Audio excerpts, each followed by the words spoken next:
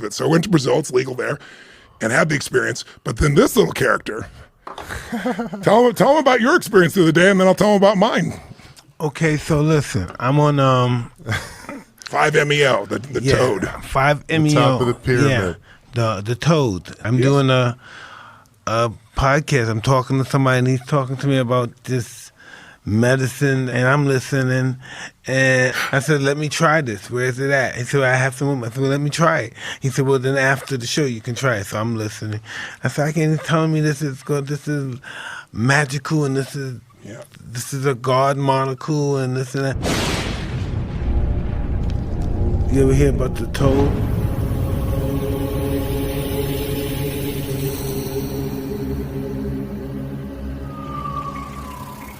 And so we go in there, I smoke the pipe, we sit down on the floor, on the mattress and smoke it, and it hits me, boom, and I'm gone. Hold on. I am gone. I don't know where. I'm in another dimension. Yeah. I am gone. I have no body. I have nothing. I just have my energy. You don't exist, but you do. I'm getting 1,000 years of information within 15 minutes. So you imagine how fast it's coming to me. Dying has to be glorious, because life is glorious. So life can be glorious if death wasn't glorious. 1,000 years just coming at you as fast, everything. And I just said, I'm dead. I fucked up. I was trying to prove something that I could handle this drug, and it killed me. I fucked up. And so I was just dead. Everything I ever loved, my children, my wife, my family, anything I loved, my friends, they didn't exist. I never thought about them, never mentioned them, and they just never existed into my world anymore. I had nothing but me. What happened? Excuse me, huh? And what happened? In that particular situation, I just woke up. And I think you shared, is that when you stopped using cocaine? Because you told me, it literally stopped you from doing it, right? Stopped using drugs, stopped drinking, stopped in that. I didn't want to do that no more. So I did that. So I took another hit of the toad. Yes. What happened the second time? The second time was it was smoother. Yeah. It wasn't as so I did it recently too again. So I did it around all together. I must have did it 5 times. Wow. Holy shit. That's intense. Yeah, I must have did it 5 times. Over a period of time. Yeah, over a period of time. Yeah. And what do you think is the biggest impact it's had on you? You just it attacks your consciousness. It does. You don't want to do fucked up shit. You're very aware this is gonna put me in the wrong direction. I don't want to go that direction.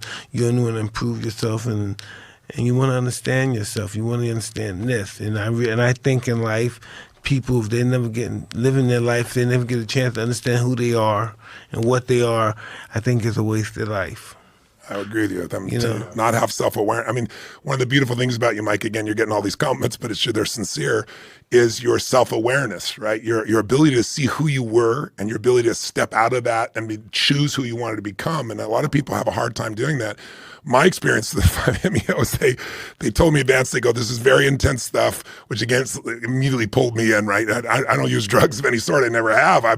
Honestly, I don't drink, I don't smoke. I'm not a prude. It's just. What made you want to do that? Well, because in my family, my mother, who's probably the one influenced me the most, and I love her dearly, and huge influence in my life, but she used prescription drugs and alcohol, abused them both, and she was crazy. Would beat my head against the wall till I bled and pour liquid soap down my throat till I threw up, saying I was lying and I wasn't.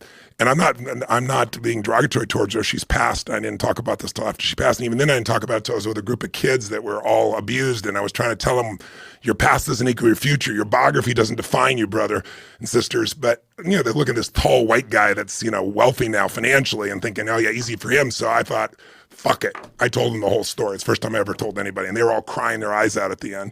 But what I want you to know is, out of all that shit, it made me a practical psychologist. It made me want to understand what makes people do what they do, and made me want to have no one suffer. But in the area of death, like I said, I suffered even thinking about it, and I suffered that I couldn't help anybody.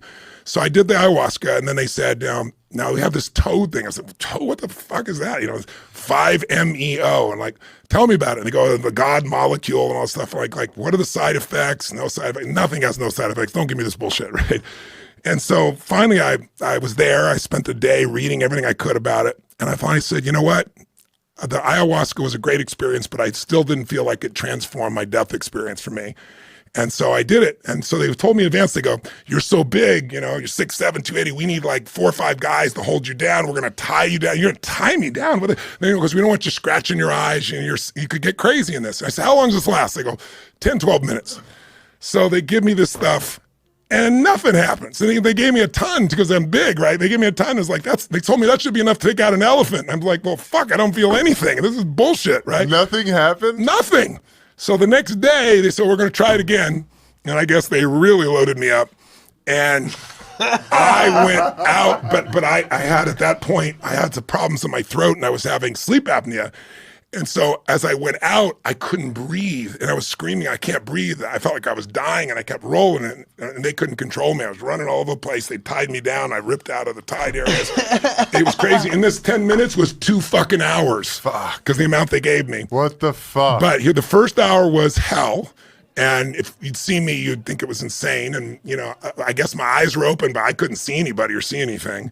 And then the last hour was one of the most beautiful experiences of my life, which is what Tony Bossis had kind of alluded to before. It's like I felt the direct connection to all that is. I felt the direct connection to spirit, to soul, to my own soul. I had this conversation with myself that I'll never forget, from my higher self to me.